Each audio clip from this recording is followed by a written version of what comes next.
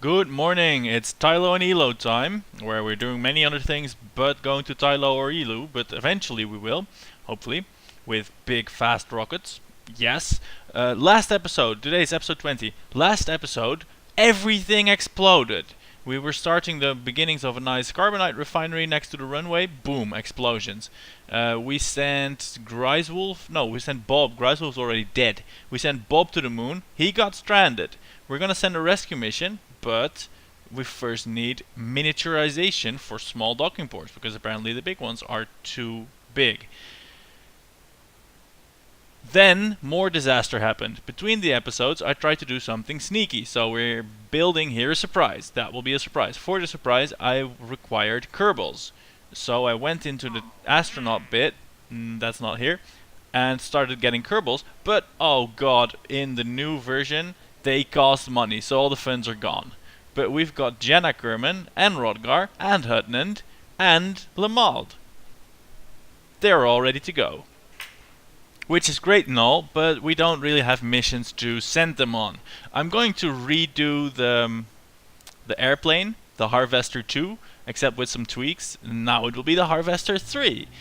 So let's have a look. Harvester 2. It will require more solar panels for the miners, and it will require some sort of massive overheat prevention machine. I don't know if we can actually build something like that, but here, at least now the fuel tanks are... I'm loath to fill this one, because this will probably ruin the aerodynamic handling, but this will be enough to scout out a new location. With the sampling kits and the drills and the tank. And still, there is no way to get this out, but we will, well, we'll proceed with hoping that that will at some point happen. The Harvester 3, did we want anything else? We just need to remember to shut this thing off, because this apparently generates the heat. I mean, if the engine is off and this is off, it can only be the sun, and if the sun is causing things to explode on the surface of Kerbin, then things are wrong. Yes. Let's build this. I trust that it will work. Harvester 3 added to the build list. We are now at 55,000. Save, please. We're now at 55,000 credits because we hired all these expensive Kerbals, and I'm sure I can't sell them back. So let's have a look at contracts. There's new contracts as well. Satellite in geosynchronous orbit, really boring. The specific orbit of the sun. That's interesting. Argument of periapsis. Undefined. Inclination. Longitude of ascending node. Whoa, this is really specific. We're not gonna do that. Dock 2 vessels in orbit of Kerbin. Well, that will eventually happen. So let's just accept this one. Extracting ore. Science data from the surface of the moon. This we can do. We've got a man there. Let's get it. We can do that immediately. Maybe we should turn him into a base. Let's see. Buster landed at the moon. Let's return some science data from here. That will help bootstrap our space program, because we are sorely strapped for cash. And we need to upgrade our science building and more. So there are many problems. Let's get a crew report and transmit that.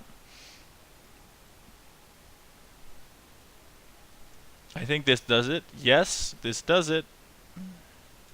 We're still saving the actual sciences for when we're going to get Bob, and he still has lots of snacks, so there shouldn't be any problems. He's chilling out there. He has his snacks, and one of two things will happen: there will be a base landing next to him, or there will be a small robotic craft there to pick him up and return him home. One of two things. Both of them will be jolly happy, I think. Great. Next. Let's revisit the fuel silo, and this time I want to position it near the start of the runway, and then we can try landing coming in over the sea, yeah. Because I want that refinery, and I want it soon. Silo 01, this worked fine, except we're not going to use these weird carry cans. I don't know what they're about. So let's instead put IVA bits. This. Let's just... I don't know what it does, but this is experimenting. 2 of them, and maybe there will be a Kerbal that can do something about this. Also, I think I'll want an engineer on site.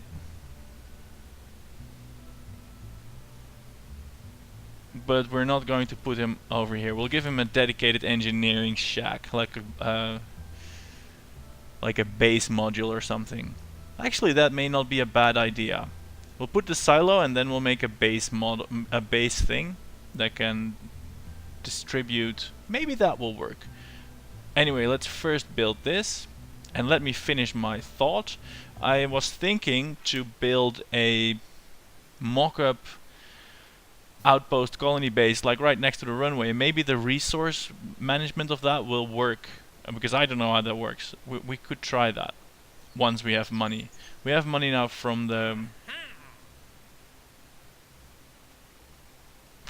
science from the moon. This will give us nothing. Extracting ore from Minmus will give us, oh my god, so many resources. Ore on Minmus, extract 1100 units of it. This will take forever, but we can... I mean, it's not ridiculous. We'd basically be practicing building a mining craft. But first, let's focus on rescuing Bob, because Kerbals cost money now, and these are hella important. 35 days. Let's just do it. And in the meantime, we will probably get to some other milestones. And we need to skip forward some time anyway, so no worries about that. Oh, the Harvester 3 is done.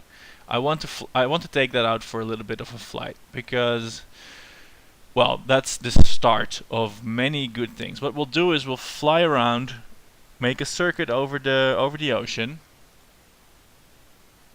Let's warp to the next morning. Make a circuit over the ocean, land back on the runway, and park it over there. We will then take the Kerbal out of it. Yes, I think I will take the Kerbal out of it. I don't know how to then get one back in, but maybe we'll probably be able to solve that later. Cool. Not an engineer. We need a pilot in here. Let's have Jenna have a go. Come on, Jenna. Now I won't video all of this. This is just a quick, come on, drop on the floor. Boom. Throttle to full. Jenna at the helm. Stability control on. Filter deploying. Open carbonite filter. Lift off. This craft is still performing beautifully. Let's try and get some altitude, and we'll make a circuit around the island. And I won't video the whole bit. This plane just works.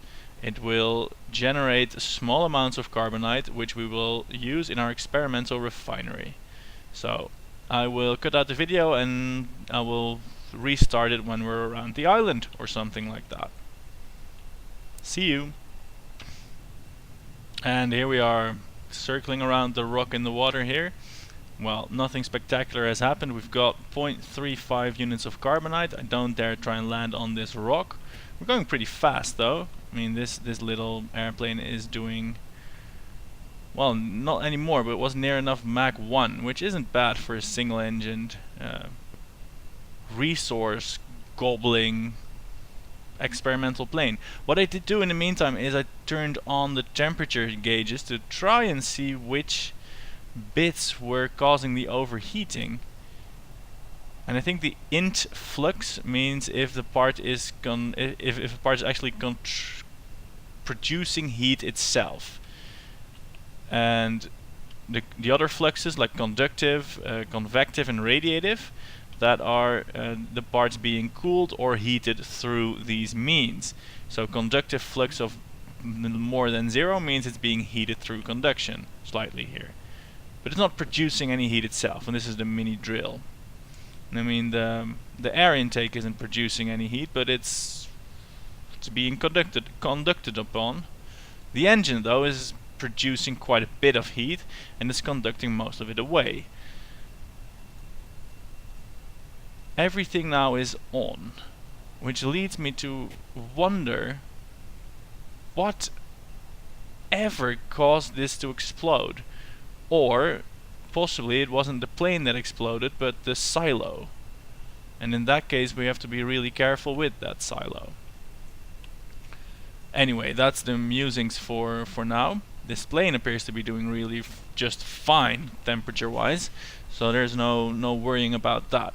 I will try and make a nice approach to head back to the runway, and I will turn on the video when disaster inevitably strikes. I mean, when we are cleared to land by the tower. See you then. And here we are approaching the runway, sort of, wobbling all over the place. We're still going at 200 meters per second, but the engine is almost off, and I'm veering a little bit towards the buildings, which I'm not sure is a good idea. Let's deploy the landing legs. Here is our shadow. Well, at least like this we aren't... I'm going too fast. I'm not gonna touch down like this. That's silly. Let's cut the engine completely. I will land somewhere far away from the runway. So the lesson here, actually my touchdown speed is fine now. The lesson here is to start being close to the water, like at the ocean. Buzz the ocean and then just gently touch down on the tarmac. Yeah, we'll try and turn around because this is too far away for practicality. We want to be closer. Okay, engine on, gear retract. We'll try a radical maneuver called being reckless and dangerous. Oh man. Why did I have to say we'll try a radical maneuver? Everything was going fine, but then no, it's dead flat, wasn't it? Yeah, I just flew into the ground. God damn it. Jenna, so young. I suppose that means we'll be making another harvester. Harvester of souls, more like. Damn it.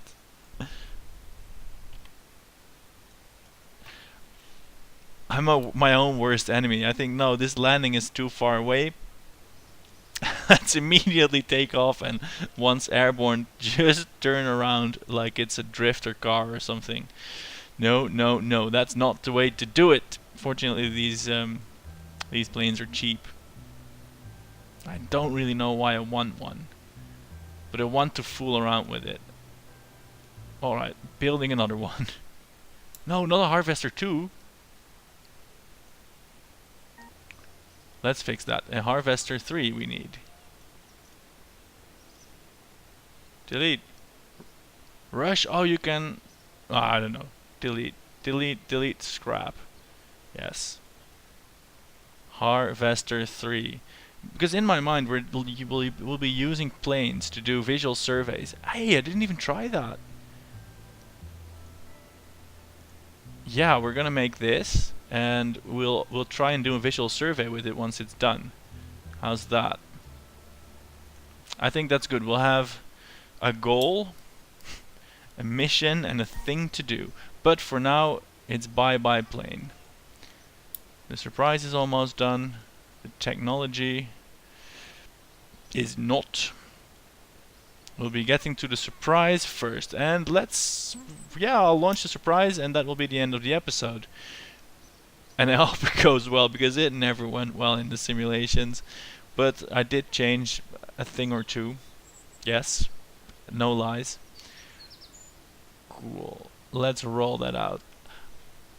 I hope you're aware that this is all just to advance time to the next windows. This is completely intentional. We need to focus on our probes to Tylo and Eeloo, and for that we need lots of time warping, because it will be years and years before they get there. And we'll get new launch windows in about 186 days. So there. We need money and stuff to upgrade our facilities and build new probes and send bases to actually be there. Just so you know, that's the actual thing. Oh, we need people in this. I'm not sure if I dare to put people in this.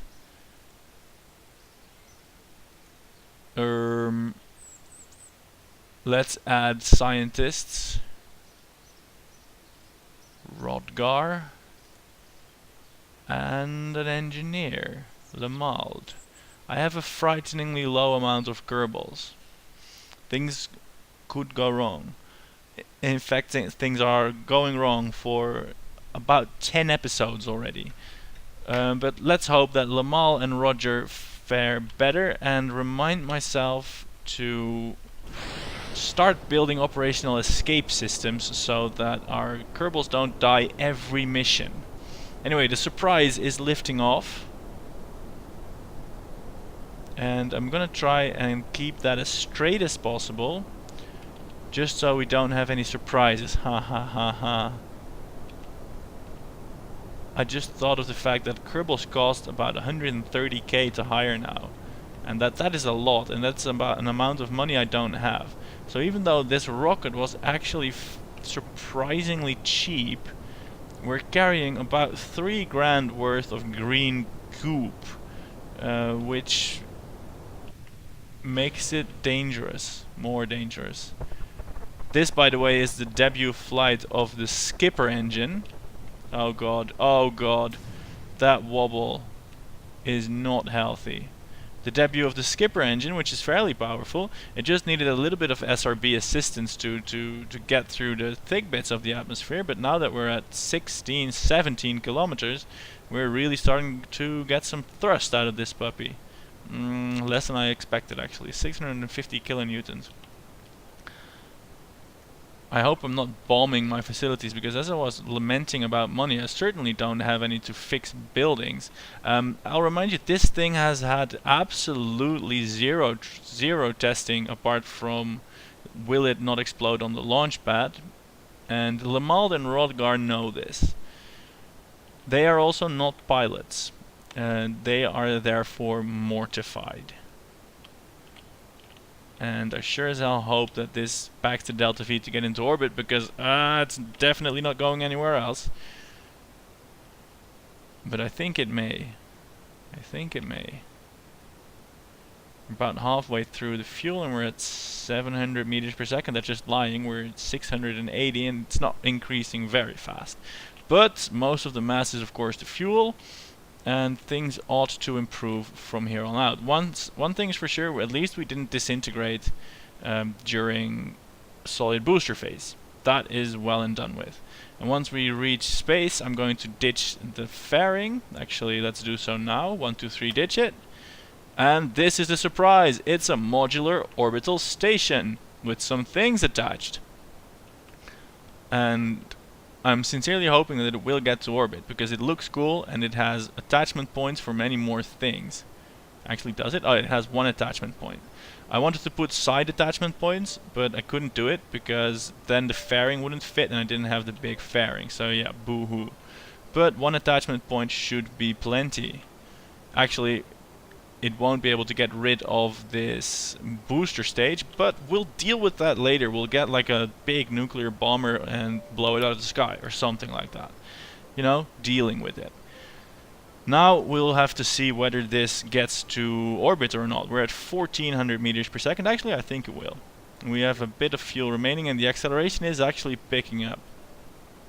And then after we get to orbit, there will be a second surprise, which will be cool. I hope. It has to do with this bit. It's not an ion cannon, but it sure as hell looks a bit like it.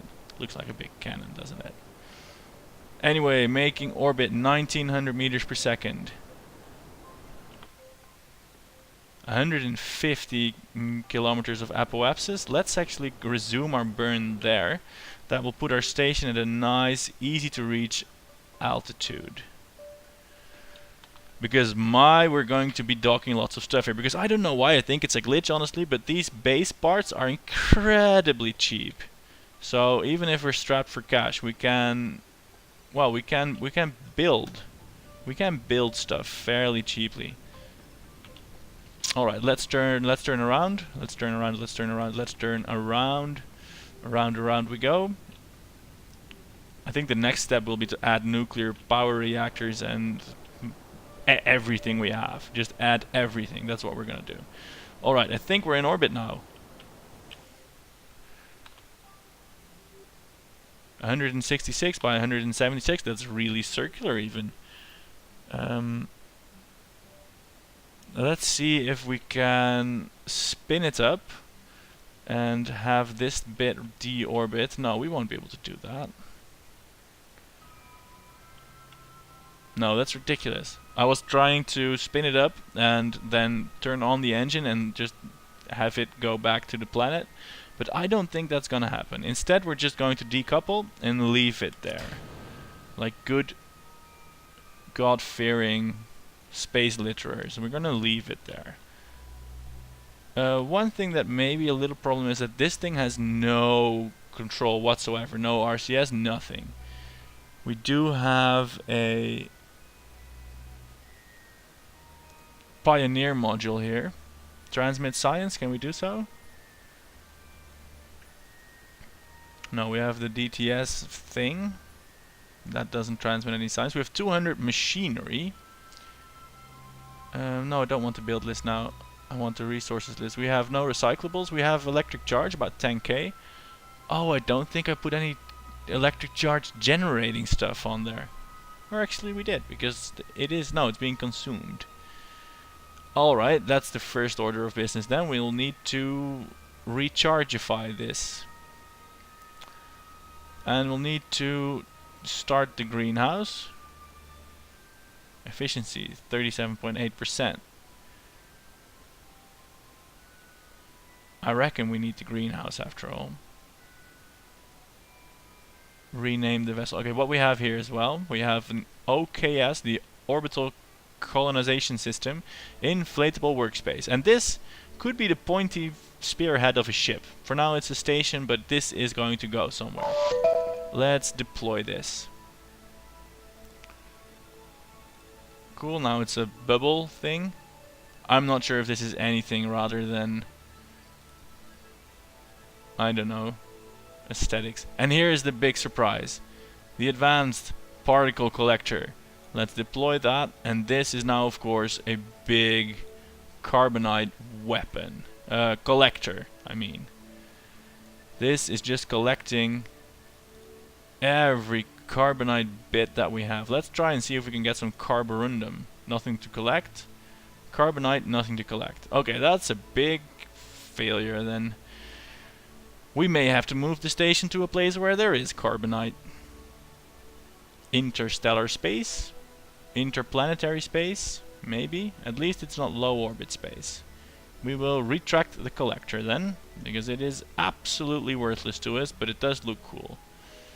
Okay, so we have a station that we can do absolutely nothing with. But maybe we will be able to do something with it later. We will add a nuclear reactor, we will add a greenhouse, we will add electric propulsion or carbonite fueled propulsion. Oh, if we get a carbonite rocket engine on it, have it going really fast through interplanetary space, have the scoop up, then we basically have a do-it-yourself bizarre ramjet. That would be cool.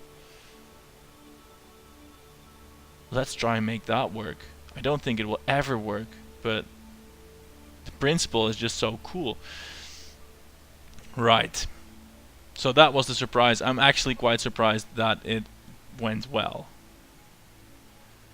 Also, they don't have snacks, even though the greenhouse is working. I don't know what this means. 0.1k, 5.5s, 1m. This is like seconds and minutes. Oh god, there's so much to learn. But we have a contract to perform a docking in space, which we now have to. We will attempt these things. We will attempt these things. And this is not a space station. This is a exploring conqueror that will take the people, Lamad and Rodgar, to the bases of the future. That's been decided now. This will go somewhere, definitely. Right, it will have one more power section, then it will have a fuel tank section, that will be big, and then it will have an engine section. Yes. Yes, yes, yes. Sounds good. For now though, let's focus in the next episode on getting Bob off the moon. And to that end, I will gladly refer you to the next episode because this one is concluded. Thanks for watching. I'm Lorenzo. See you next time. Goodbye.